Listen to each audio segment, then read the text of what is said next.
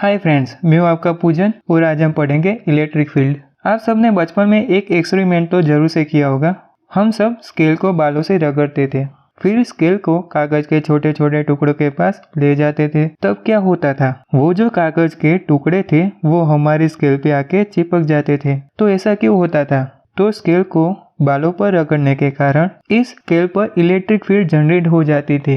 लेकिन स्केल पर electric field कैसे आ गई? तो जब हम स्केल को बालों पर रगड़ते थे तब स्केल का जो चार्ज है वो चार्ज अनबैलेंस हो जाता था और उस चार्ज का अनबैलेंस हो जाने के कारण इस स्केल के आसपास इलेक्ट्रिक फील्ड क्रिएट हो जाती थी। अब चार्ज का अनबैलेंस हो जाना क्या है, इसको भी समझ लेते हैं। हम प्रीवियस वीडियो में पढ़ चुके हैं कि जो भी आप चीजें देखते हो वो चीज काफी छोटे छोटे टुकड़ों में बनी हुई होती है, जिसको हम एटम कहते हैं। तो वो जो एटम है उसके अंदर भी तीन चीजें होती है, प्रोटॉन, न्यूट्रॉन, इलेक्ट्रॉन। और जब प्रोटॉन, न्यूट्रॉन, इलेक्ट्रॉन बोलते हैं उसी को ही कहते हैं चार्ज। जो इलेक्ट्रॉन होता है उसको हम कहते हैं नेगेटिव चार्ज और जो प्रोटॉन होता है उसको हम कहते हैं पॉजिटिव चार्ज। तो जब हम स्केल को रगड़ते हैं तब इसके कारण जो एटम के अंदर जो चार्ज था वो रगड़ने के कारण उनमें थोड़ा अनबैलेंस आ जाता है। तो किसी पार्ट में चार्ज कम रह जाता था तो किसी जगह पर चार्ज ज्यादा रह जाता था। तो जब चार्ज अनबैलेंस हो जाता है तब स्केल के वापस से स्टेबल होने की कोशिश करता है। तो उसके लिए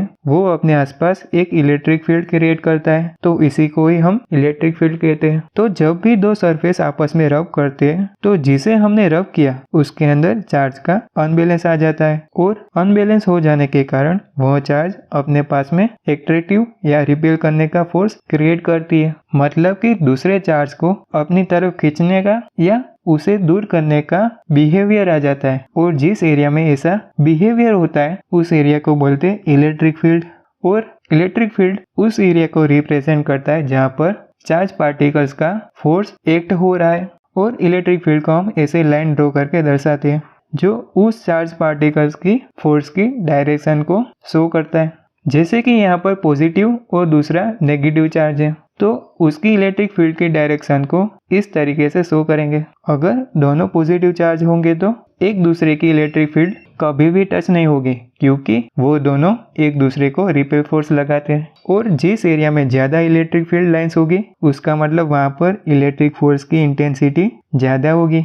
लेकिन अगर किसी ऑब्जेक्ट की इलेक्ट्रिक फील्ड की रेंज कितनी होगी और उस इलेक्ट्रिक फील्ड की स्ट्रेंथ कितनी होगी, वो सब बनने के लिए हम एक बड़े साइज का पॉजिटिव चार्ज ले लेते हैं और उससे काफी छोटी साइज का पॉजिटिव चार्ज ले लेते हैं टेस्ट के लिए, जिसको हम टेस्ट चार्ज कहेंगे। ओके, तो जैसे ही इस टेस्ट चार्ज को हम इस पॉजिटिव चार्ज के पास लाओगे तो इस इलेक्ट्रिक फील्ड के एरिया में आते ही इस टेस्ट चार्ज को एक टाइप का रिपेल फोर्स फील होगा, यानी कि वहीं से अब इस पॉजिटिव चार्ज का इलेक्ट्रिक फील्ड स्टार्ट हो गया।